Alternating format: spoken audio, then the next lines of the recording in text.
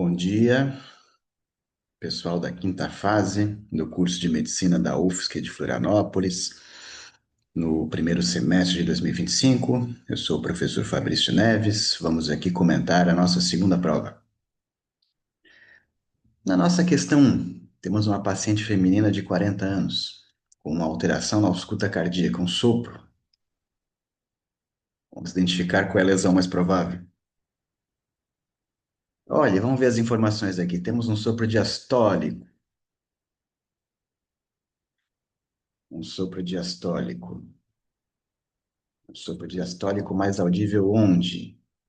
Na região da borda apical aqui do coração, com irradiação para a axila. Essa é a região da válvula mitral.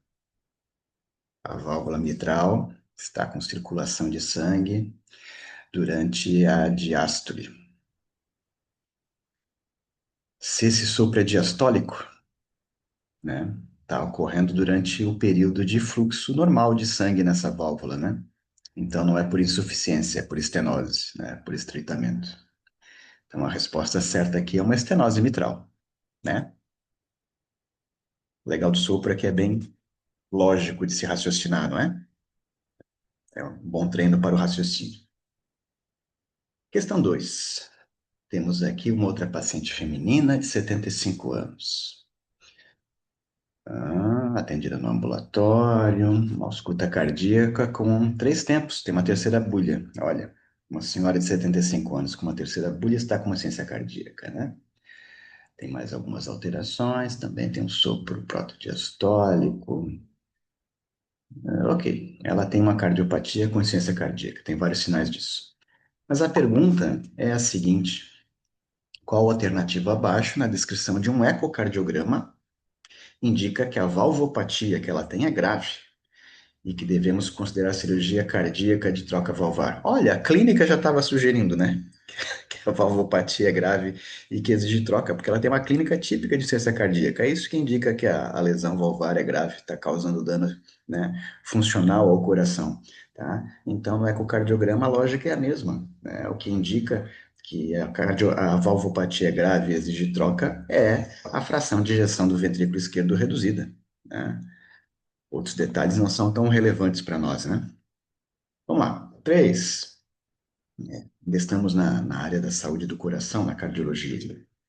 Qual o principal marcador laboratorial utilizado para o diagnóstico da insuficiência cardíaca descompensada? Olha que legal, né? Passou por uma questão clínica, uma questão de ecocardiograma e agora uma questão de um marcador laboratorial na insuficiência cardíaca, todas com relevância clínica essas informações, né? Bom, pessoal, aqui é o BNP, né? Ok.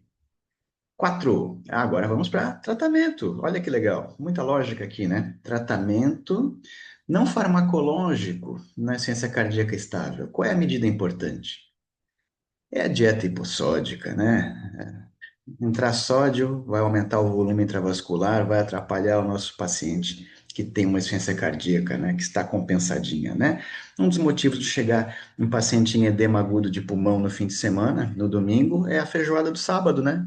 A grande carga de sódio no dia anterior, tá? Quando vocês estiverem dando plantão na emergência, vão perceber isso acontecer, tá?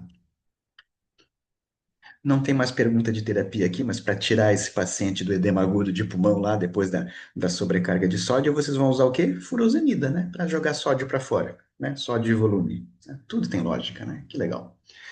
Muito bem. 5. Qual das seguintes condições é favorável para indicação para o uso de beta-bloqueadores na hipertensão arterial sistêmica? Né? Uma boa pergunta, né? Agora a gente está no tratamento da hipertensão arterial e qual das alternativas é uma boa indicação para escolher justamente um beta-bloqueador para tratar essa hipertensão arterial? Nem a medicação mais comum para se iniciar um tratamento de hipertensão, né? É uma das possibilidades. O que nos levaria a usar um beta-bloque para o tratamento de um paciente hipertenso? Bom, se ele já teve um infarto prévio, ele tem uma excelente indicação de usar um beta-bloqueador, né? É a alternativa C, a história prévia de infarto do miocárdio. As outras alternativas aqui, inclusive, são contraindicações ao uso do beta-bloqueador, né? Asma brônquica não controlada. Jesus, me lembra de quando eu estava começando a dar plantão na emergência e eu fui tratar um indivíduo que estava com uma crise hipertensiva, né? Talvez tivesse lá um vislumbre de uma cardiopatia no passado e eu escolhi dar um beta-bloqueador para ele, tá? E, puxa, não prestei atenção que ele era um DPOC. Que mal que eu fiz para ele, tá? Então, essa pergunta tá para que vocês não façam mal às pessoas depois, né? Então, temos três contraindicações ao uso de beta-bloqueador, uma relativa e duas muito importantes, né? Doença arterial periférica assintomática e asma brônquica não controlada, tá? Ah, e uma indicação precisa, que é a história prévia do infarto do miocárdio. Qual antipertensivo é mais adequado para uma gestante com pré-eclâmpsia grave? Ah, Gestantes não vão usar algumas das medicações, né? Vamos ter uma questão aqui que vai abordar mais tal assunto, tá? E a resposta correta aqui é metildopa, né? O clássico na gestante. 7. Vamos agora para um pouquinho para a reumatologia. As condições autoimunes tratadas aqui na reumatologia, né? E para os distúrbios do músculo esquelético. Qual das alternativas a seguir tem uma associação correta entre o padrão de fluorescência do FAM e sua possível correlação clínica?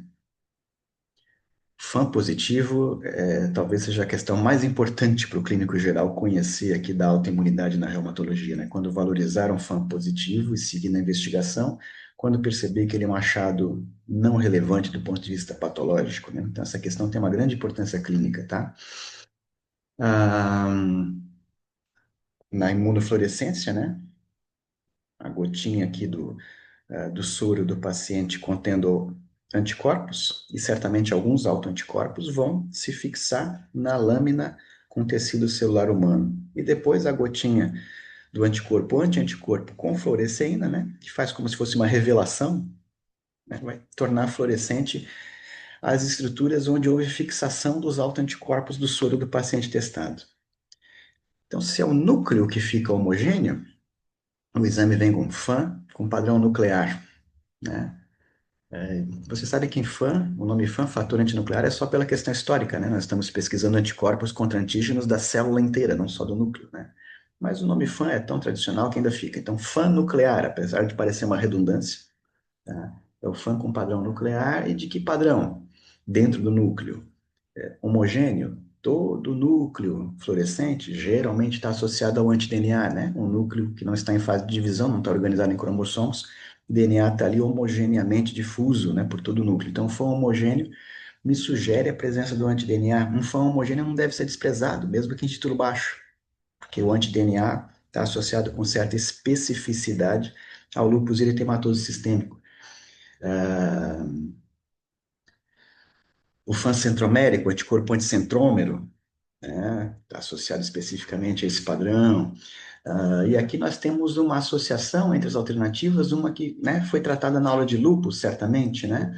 O FAM com padrão nuclear pontilhado, pontinhos no núcleo, associado ao anti-RO, a fotossensibilidade no paciente com lúpus, né?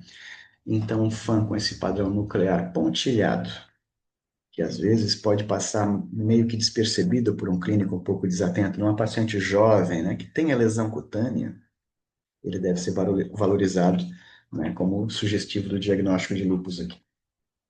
8.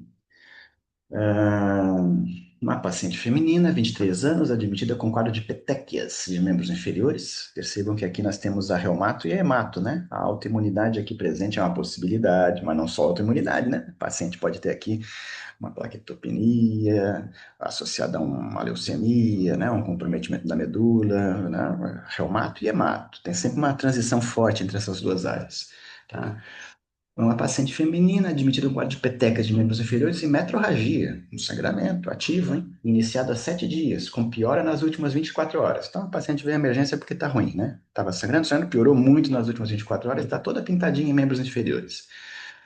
Sinais vitais, opa, 90 por 50, a pressão não tá legal. Frequência cardíaca, 110, está aumentado, não está legal, perdeu bastante sangue, tá? Não é uma paciente estável, não é?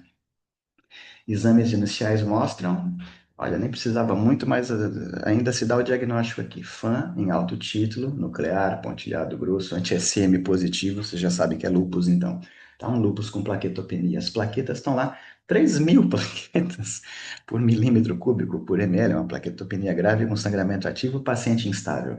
Qual a conduta emergencial mais adequada, né? Essa é aquela questão que a gente espera que o clínico geral saiba, né?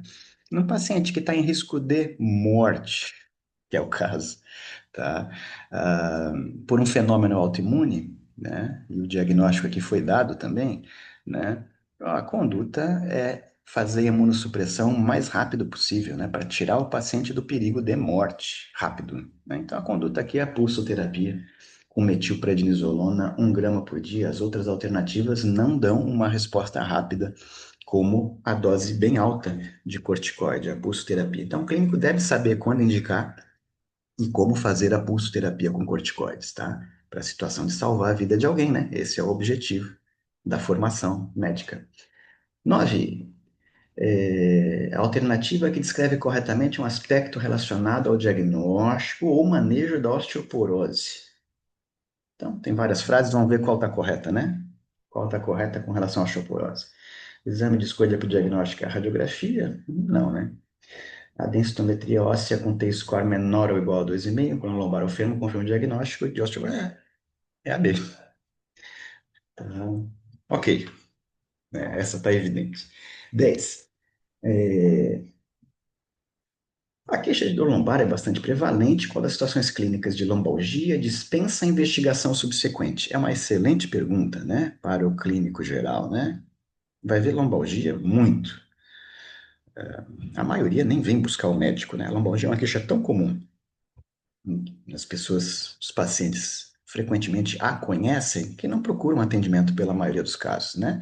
Apenas os casos de maior intensidade, os que não estão evoluindo bem, os pacientes adivinham isso.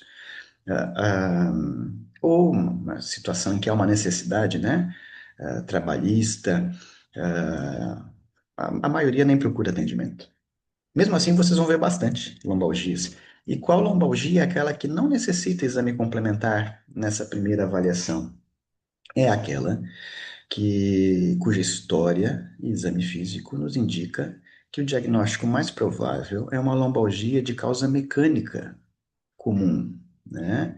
Seja uma lesão mecânica aguda, né? A distensão, a entorse ligamentar, seja uma exacerbação da doença degenerativa da coluna, que nada mais é que a artrose da coluna, entre aspas, né? A gente explica como artrose da coluna para os pacientes, para eles entenderem bem que é um processo benigno, né?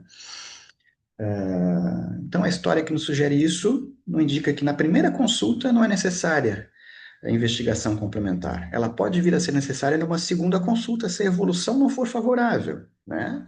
Diagnósticos são sempre probabilidades, né? Lembrem disso.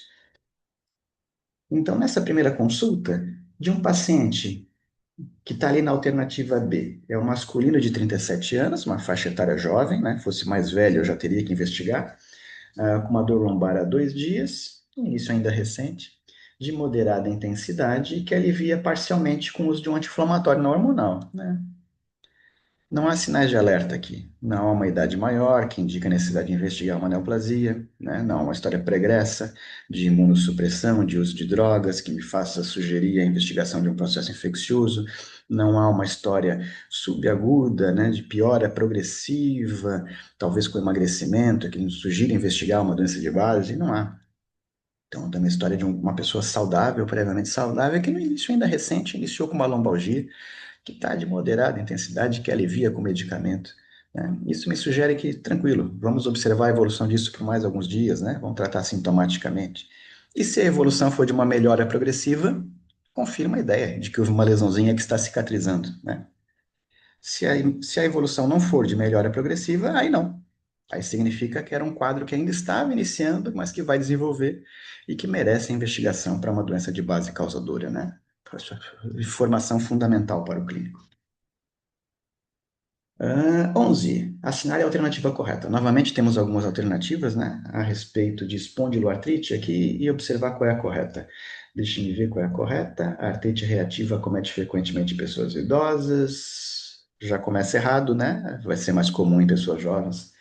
Acometimento simétrico bilateral, não, tende mais a ser assimétrico, esquece. Artrite sacroiliite e uveíte compõem a tríade clássica da síndrome de Reiter, um tipo de espondiloartropatia soropositiva, né? Síndrome de Reiter é artrite reativa, né? É o nome antigo da artrite reativa, é um epônimo. Às vezes ainda se usa, mas a gente prefere chamar de artrite reativa, né? É, não, a sacroiliite não é um achado típico, né, do quadro agudo da artrite reativa, também não é uveíte, é conjuntivite, né? Não está correta essa alternativa aqui. Ceratoderma boenorrágico é uma condição cutânea descrita nas artrites reativas e caracterizada por lesões duras e espessas nas palmas das mãos e plantas dos pés. É perfeito, tá correto, né?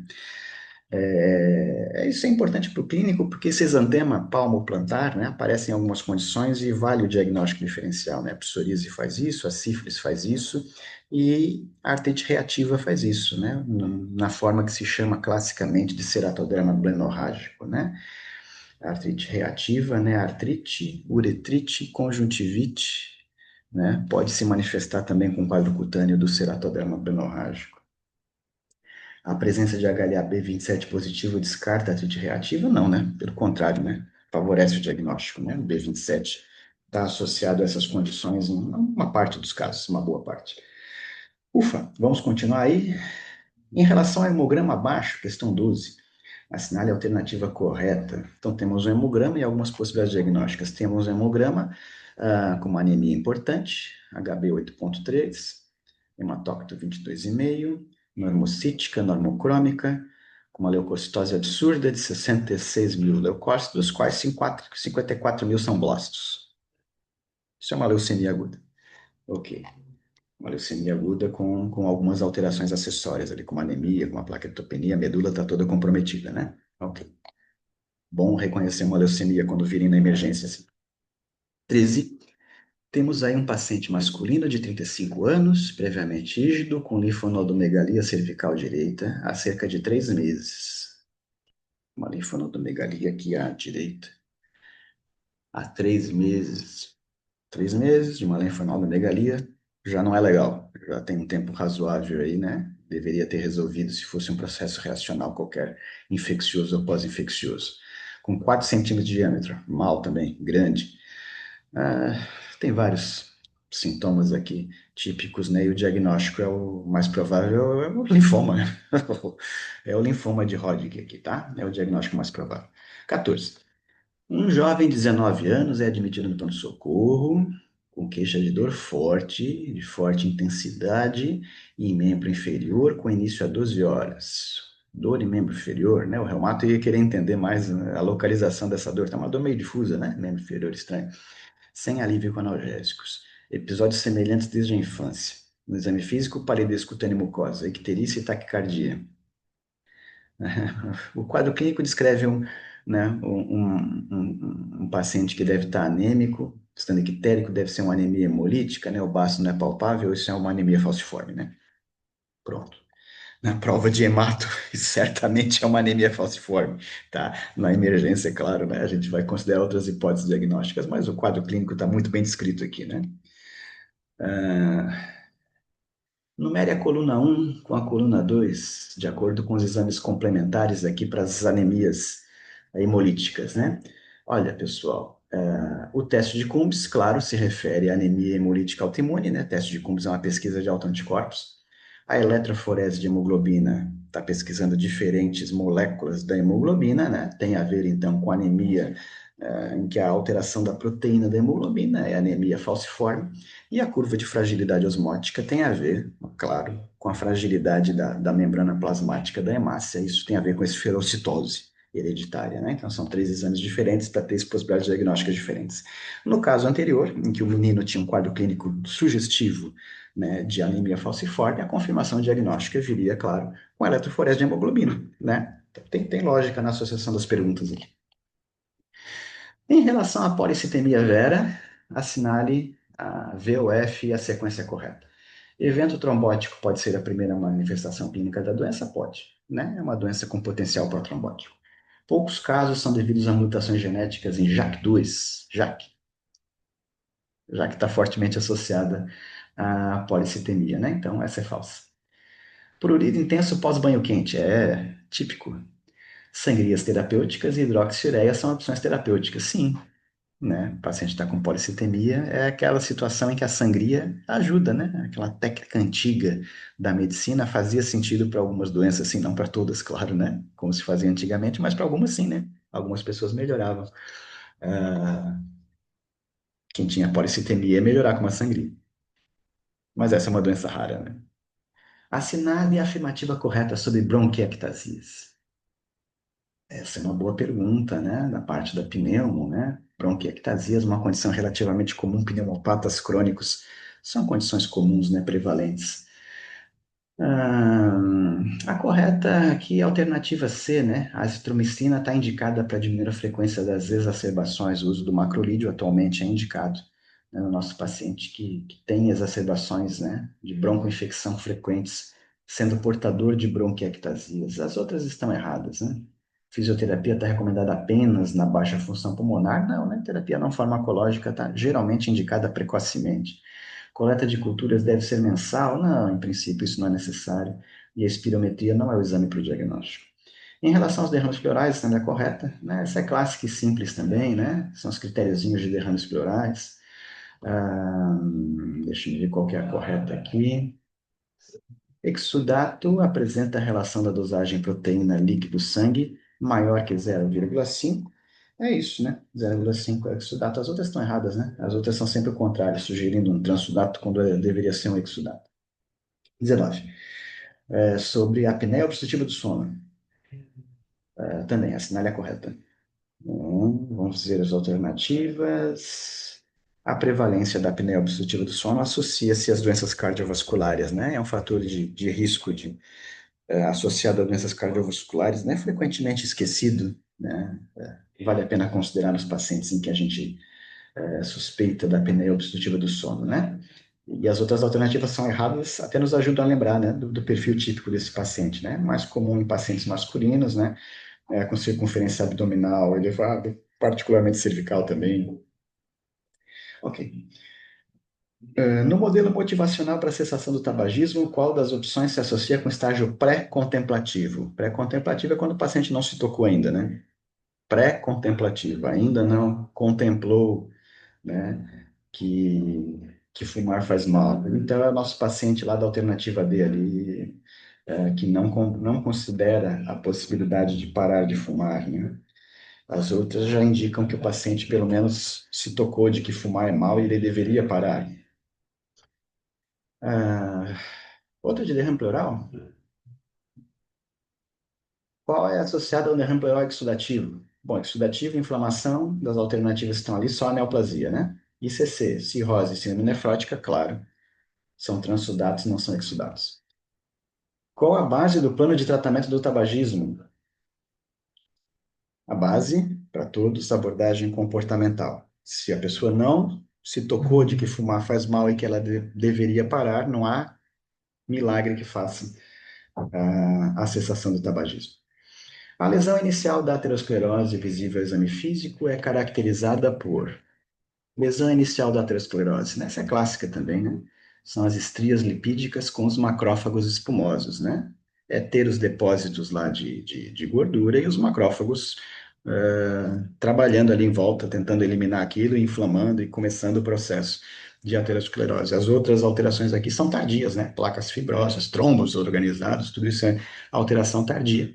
E o acúmulo de colesterol em si não é lesão, né?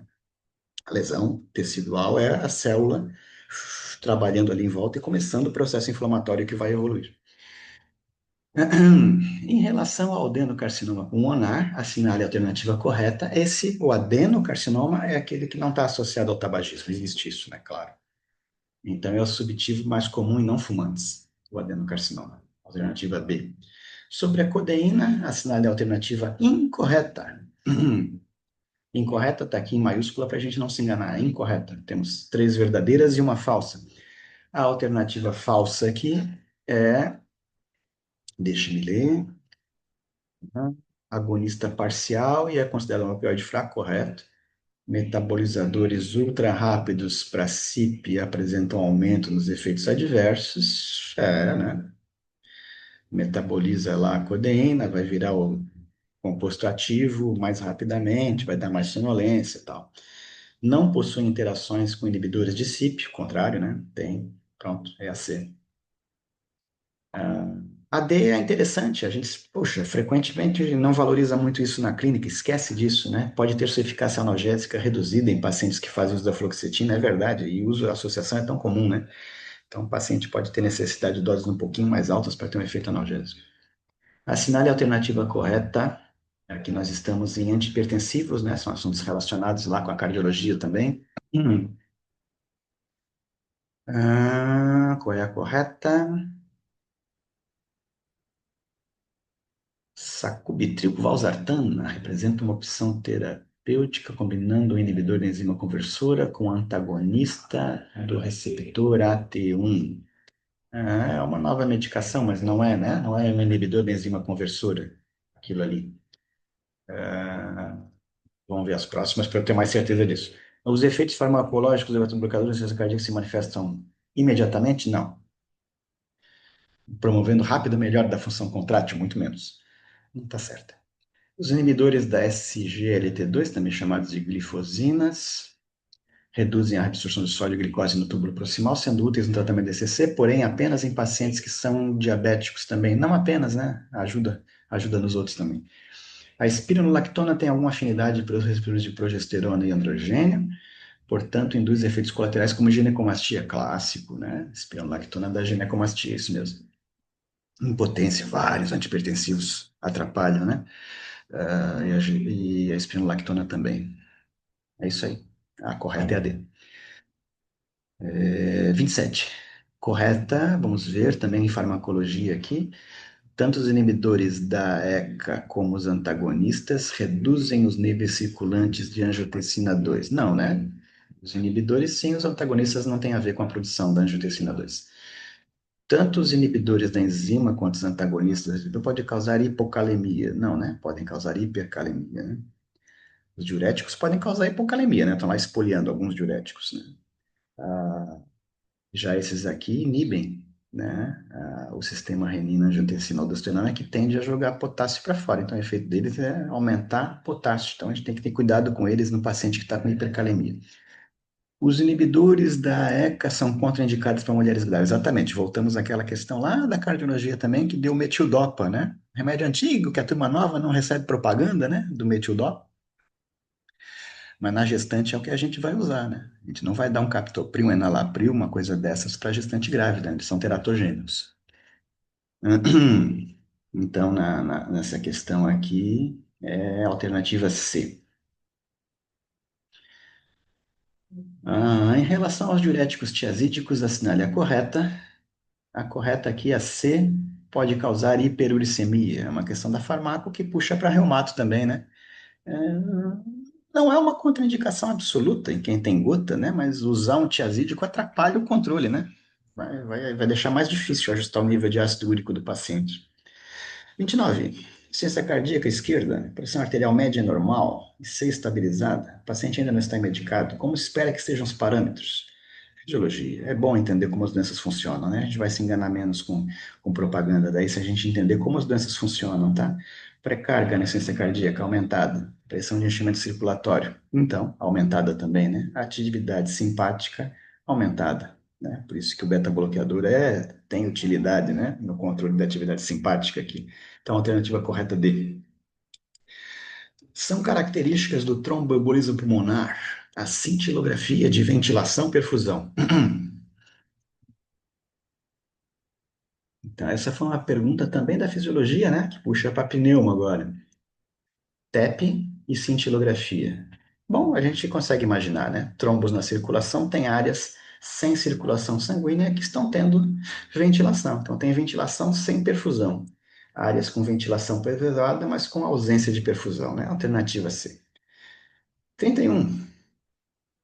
Paciente masculino, 67 anos, fumante, espinéia progressiva, dor torácica preurítica à direita. Não é boa essa história. Ah, o exame físico tem massa 6 a percussão. Tum, tum, tum, tum. Você já sabe que deve ter um derrame pleural aqui, né? Ausência de murmúrio vesicular.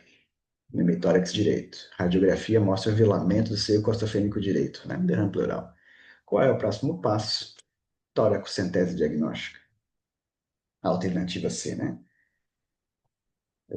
Você pode fazer isso até na emergência, se quiser, se estiver tranquilo o seu plantão, né? Mas não parece ser uma urgência, né? Esse paciente talvez mereça ser internado para identificar ali o seu provável carcinoma pulmonar, né? E deve ser um carcinoma, né, espinocelular, não deve ser um carcinoma escamoso, né?